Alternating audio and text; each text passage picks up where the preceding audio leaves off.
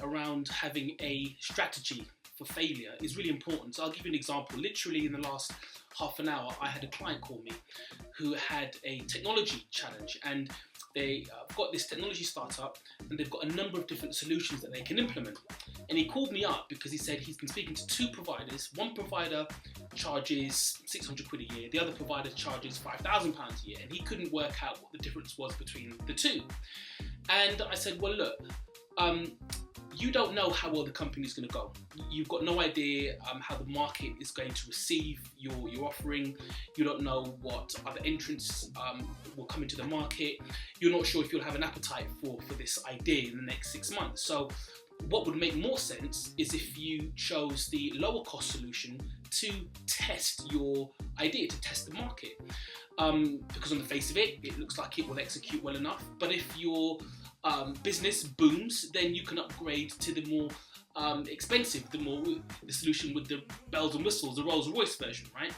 And the reason for that is because when a lot of companies first start up, whether it's choosing a cheap solution or expensive solution, what we don't do is we don't try to measure the risk and the impact of that risk on our ability to continue. And what I mean by that is, for anyone who plays an extreme sport, let's take judo for example. In judo, they know that the fighters are going to fall. They know if you're practicing judo, you're going to hit the mat. So the idea isn't to tell the judo fighter not to fall, because they know you're going to fall, right?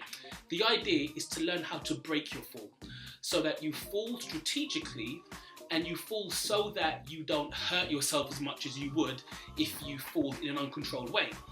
It's the same thing with startups and in business in general, right?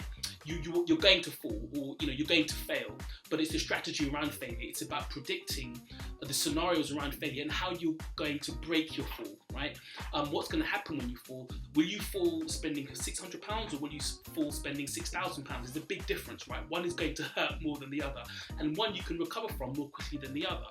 So that's basically it. Having a strategy around failure. Don't run away from failure, but look it square in the face and say, right, what scenarios can am I going to fail? What things in this business could go wrong? And how will I plan to react and be able to keep the business going, so that I can look at all the different iterations of that scenario and still fulfill my business dream.